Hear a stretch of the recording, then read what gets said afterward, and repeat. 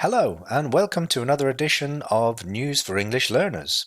Today, as usual, we will be reading a news article and looking at any interesting words or phrases that we come across. This week's article is about artificial intelligence and how it is helping to reduce supermarket food waste. So let's begin with the first paragraph. Supermarkets are adopting artificial intelligence to help them cut food waste and lower prices. AI systems analyze data from various sources to optimize the supply chain so supermarkets can avoid overbuying and throwing away products. One company that provides AI solutions for supermarkets is a startup called Wasteless. It uses dynamic pricing, which means that the price of a product varies according to its expiration date and demand. This way, customers are encouraged to buy products that are near their expiration date, and supermarkets can sell more products before they go off. The company claims that its AI system can reduce food waste by up to 40% and boost revenues by up to 10%, and has teamed up with several supermarkets in Europe to implement its technology. So let's begin with the first highlighted phrase. This is the verb to adopt here in the present progressive form, adopting. Now, this is a regular verb, so in the past it would be adopted, and we also have the noun form, which is adoption. One of the ways we often see this word is when we are talking about adopting a child or an animal. So let's imagine that a child's parents unfortunately die. That child will sometimes be adopted by new parents. Those new parents will take care of that child. Same thing can sometimes happen with animals. Cats or dogs can be abandoned, unfortunately, and other people will adopt them. They will take them home and look after them. So that's one common way in which we use this verb. Obviously, in this case, that does not apply because we're not talking about children or animals. We're talking about a technology, artificial intelligence. And we often see this word used in those kind of contexts where people start using a new technology or they start following a particular policy or law or practice. So people can adopt new traditions. Like if you move to a new country, quite often you have to adopt the traditions and cultural norms of that society. As I mentioned, with policy, if the government changes their policy on something, then they have to adopt measures to implement that. For example, it used to be very common in Europe for people to smoke pretty much everywhere, in restaurants, in bars, in discos. And then about 10, 15 years ago, governments adopted a policy of reducing smoking, and they took a series of measures like prohibiting smoking in restaurants in order to achieve that. And in this case, what we're talking about is adopting the technology. So when there is a new development in technology, let's say, for example, video technology. Many years ago, people used to watch VHS videotapes. Then DVDs came along, and gradually people adopted that technology. They transitioned to DVDs. And then after that, they adopted streaming when Netflix and Amazon and all the others came along. So that's what we're talking about here. Supermarkets are adopting a new technology, this technology of artificial intelligence, in order to help them in their objectives. Okay, so let's move on to the next word. That word is here. It's pronounced sources in the plural. Can also be singular, of course. Source sounds very similar to another word. In fact, it's pretty much identical. Source can be spelled S-A-U-C-E. That kind of source is something very different. That is the kind of sauce you might have with your meat at meal times. It could be a tomato sauce or any other kind of condiment that you put with your main food is a sauce. Usually a kind of liquid, can be made in many different ways. But That is an example of a homophone. So it's a word that is pronounced the same, but with a totally different meaning. This kind of source is different. This is talking about the place where something comes from. That's the basic meaning, the origin, if you like. We can talk about the source of energy. There are different sources of energy for our society. Some of it comes from solar power, some of it comes from wind power, some of it comes from nuclear or coal or gas. These are all different sources of energy. We can also talk about the source of food, right? Where does your food come from? We can talk about the source of water, a water source. Where does that come from? Sometimes it comes from the ground, sometimes it's extracted from rivers or streams or lakes. In this case, we are talking about the source of data. So the AI obtains data from different places, different origins. Some of it could be from consumer behavior. Some of it could be connected with the weather or the supply and the demand of a product. There are different places where it obtains that data, and it uses that data in order to optimize the supply chain, which brings us on to the next phrase here. So this is a phrase made of two words, supply and chain, two nouns. When we talk about economics, you will often hear the terms supply and demand because these are the most basic terms that we use in economics. The interaction of supply and demand can determine price. So the supply is the amount of a product that is available to be sold in any given market. And a chain can be different things. Physically, a chain is usually something made of metal with links that are connected together to make a kind of metal rope, if you like. It's often used for security. So perhaps if you leave your bicycle in the street, you might want to lock it with a chain to a fixed object in order to stop people stealing it. So that is a chain physically. But in this case, we're talking about the idiomatic use of the word chain. So it's connected with that physical object because it's a series of processes that are linked, almost like the links in a chain, in a metal chain. In this case, we're talking about the supply chain. So when we talk about products in a supermarket, let's look at the picture here. We have a lot of fresh fruit and vegetables. Where do these come from, these bananas? Well, obviously they are grown, first of all, on a kind of farm, and then the bananas are packed, put into boxes, and shipped to some kind of a warehouse, and then the warehouse ultimately delivers it to the supermarket. Perhaps there are other steps in between those, but that's the basic idea of a supply chain. Each link in the chain is a different part of the process of supplying the product. Now, obviously, supply chains can be pretty complex things. So in this case, it's saying that the AI is trying to optimize that, to organize it so that it functions most efficiently. So moving on to the next word, we have this noun phrase, to start up. So this is a noun, can also be used as a phrasal verb, to start up. If we use it as a verb, then we could, for example, start up a machine when we turn the key and it starts functioning. You can also start up a business. That means that you have an idea for a business and you take practical steps in order to make it reality. You find a premises, you buy the stock, you hire staff, you begin the business. That's what it means to start up a business.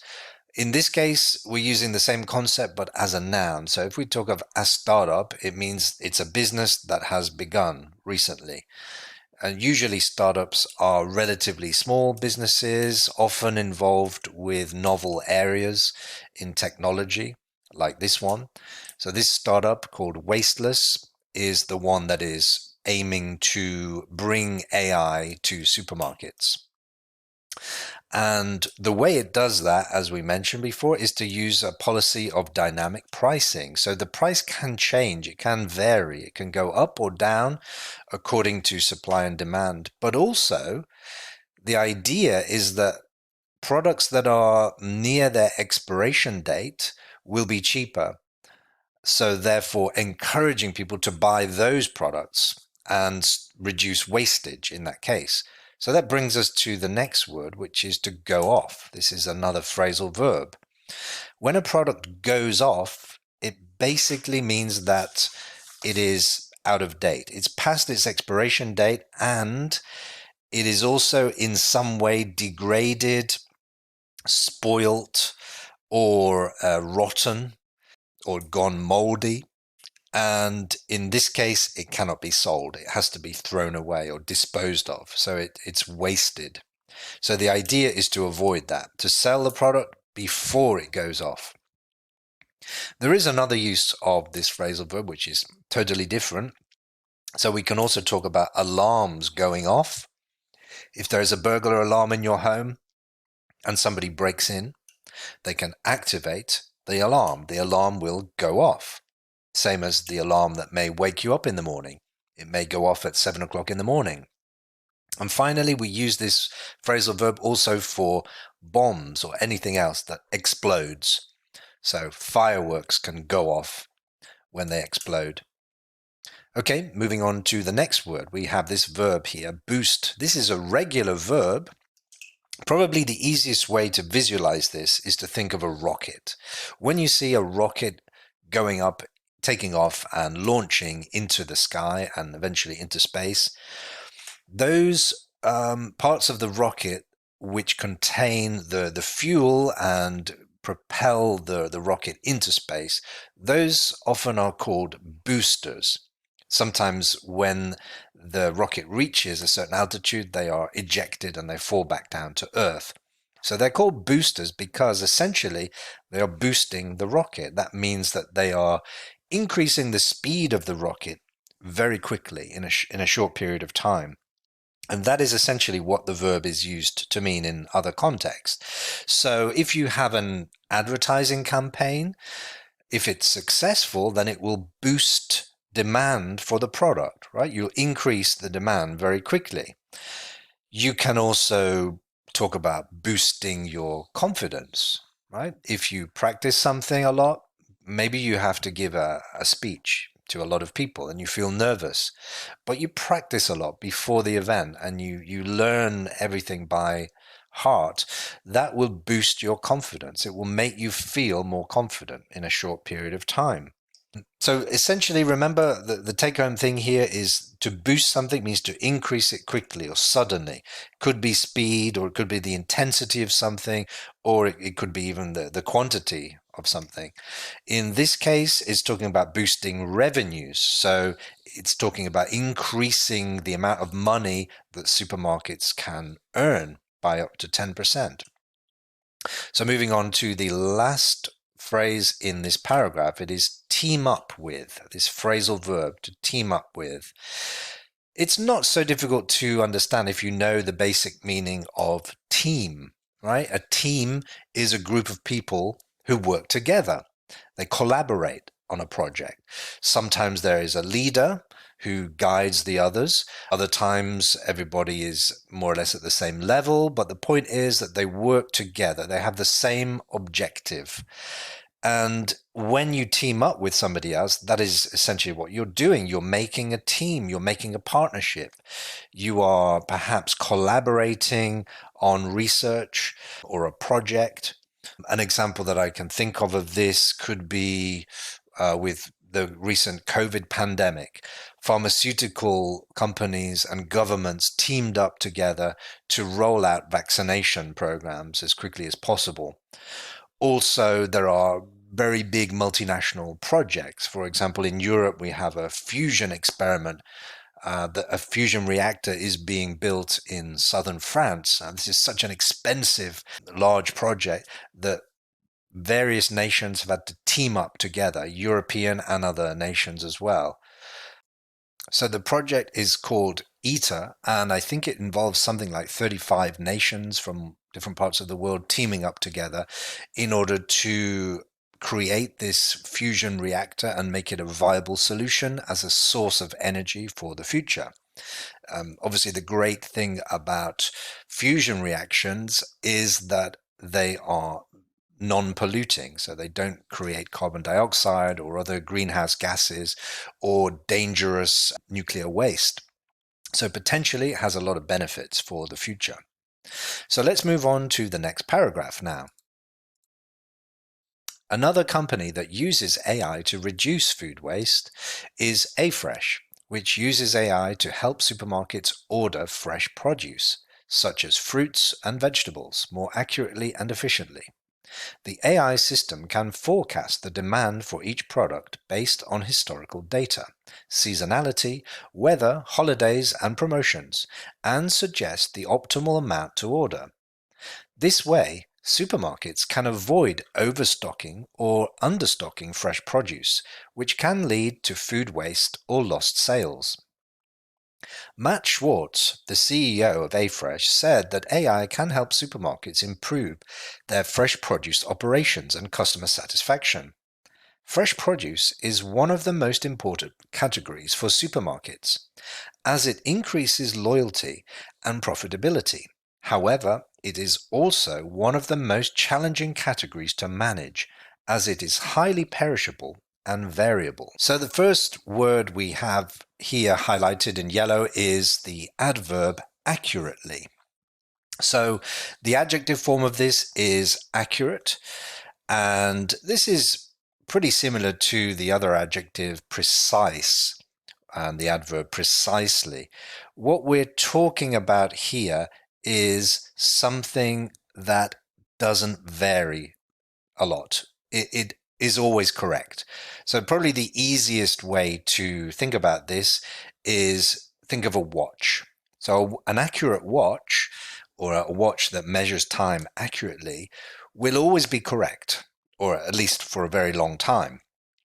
In fact, one of the challenges that humanity had when trying to navigate the oceans in times past was that in order to calculate correctly the longitude, you needed to measure time accurately. And it was very difficult to build a mechanical clock that could do that over long voyages. So I think it wasn't until the late 18th century that we finally got chronometers that were accurate enough to measure time over long voyages and therefore allow the calculation of longitude. So whenever we're talking about accuracy, we are talking about the ability to measure something in a way that it is correct. And in this case, the AI is allowing the supermarkets to measure or to predict the quantities of fruits and vegetables that they will have to order in order to meet the demand. And if you don't have the technology, perhaps you make a lot of errors, so it's inaccurate.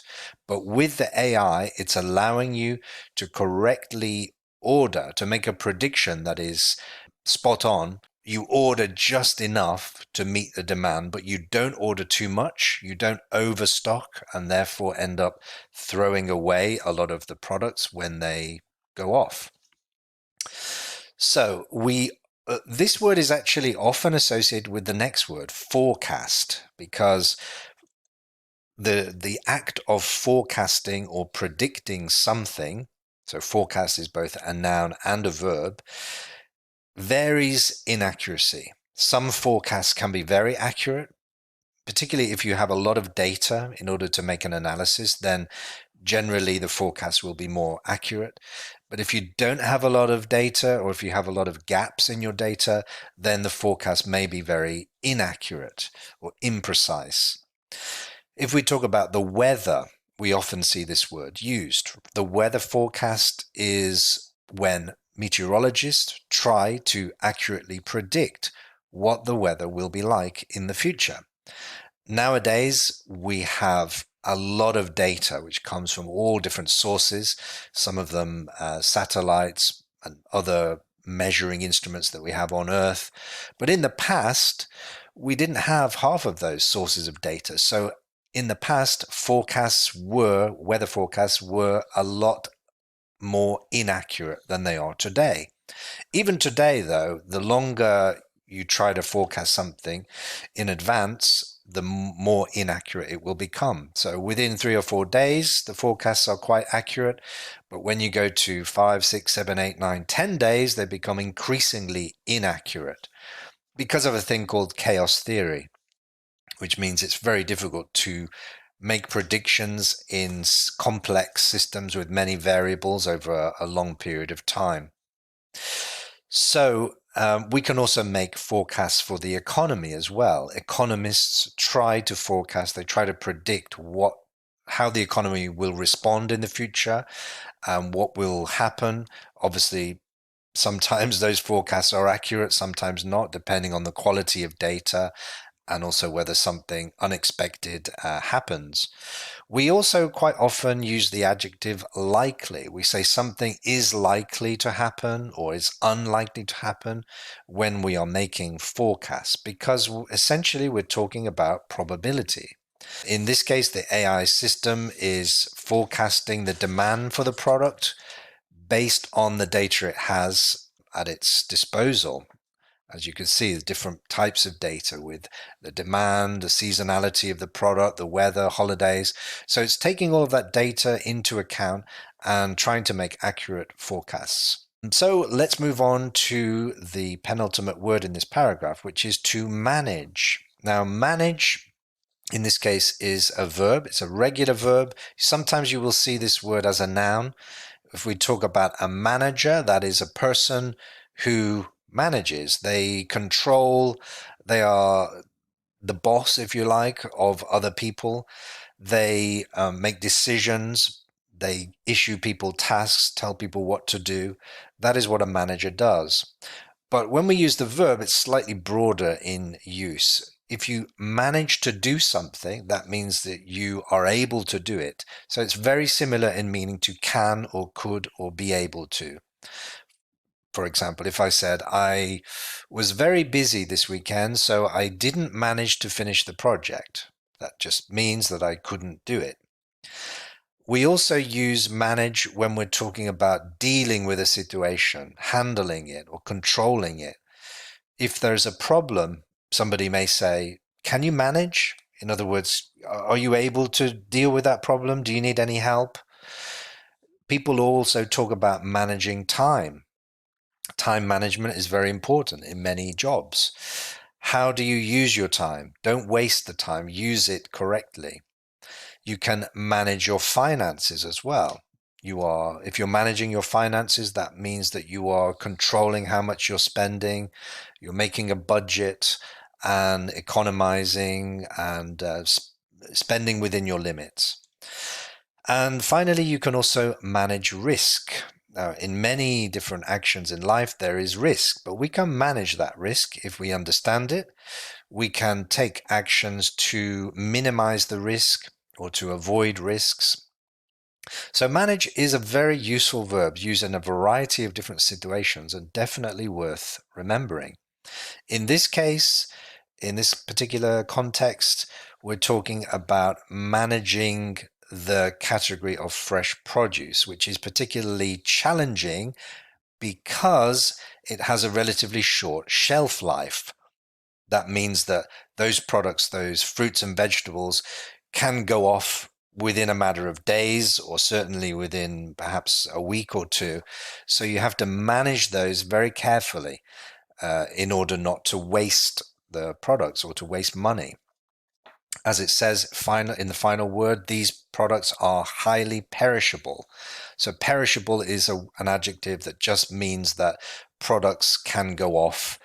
They can go rotten, they can decompose or degrade or spoil relatively quickly. Now, things like canned products or things that are preserved in jars, those are not really described as perishable because they last a long time. Those are relatively easy to manage, but these kind of things, they are more challenging to manage because you have to really control your stocks and predict the demand for them. Otherwise, you will waste a lot. So moving on to the last paragraph. Both Wasteless and Afresh are examples of how AI can help supermarkets tackle the problem of food waste, which is estimated to cost the global economy $914 billion per year and emit 8% of the world's greenhouse gases. However, some consumers are worried that AI-powered pricing may be unfair, confusing, or discriminatory. They may also find it hard to compare prices across different products, stores, or time periods, and may end up paying more than they expected. AI-powered pricing may also have adverse effects on some segments of consumers, such as those who are low income, elderly, or have limited access to technology. So the first word we have highlighted here is this verb, estimate. Can also be used as a noun. When we talk of an estimate, we are talking about a rough idea, an approximation of how much something is going to cost, or the quantity of something, or other values. So it's can be accurate or inaccurate depending on the quality of the data available, but it's very rarely precise. It's not going to be exactly right, but it's in the right area. So in this case, the estimate is the cost of the global economy of all of this food waste, and it's a pretty substantial number, nearly $1 trillion a year. Now, it could be the real figure could be more than that, or it could be less than that, but it's going to be around about that mark. We often make estimates when we are carrying out or going to carry out some kind of a project. Now, let's imagine an easy example could be I want to paint my flat. Okay, so I call up a painter and I ask him, well, give me an estimate. How much is it going to cost me to paint my flat? So the painter may ask me, how many rooms do I want to paint? He may want to ask me the kind of paint that I want to use, because some paint could be more expensive or cheaper than others. And when he has that data, he will make an estimate. He will tell me approximately how much it will cost me to paint or to have my flat painted. So that is an example of an estimate for a project. Now, obviously, the bigger the project is, the more complex and difficult it is to estimate those costs, because you have a lot more variables to take into account. So the next word is emit. So this is a verb, it's a regular verb. The noun form is emission. And we often see this word used nowadays because quite often we hear people talking about pollution and global warming. And nations are trying to reach agreements on reducing emissions of greenhouse gases such as carbon dioxide and methane. So to emit basically means to release or to produce. So if we talk about industries, then sometimes they emit pollutants into the atmosphere or the water. Things can also emit sounds.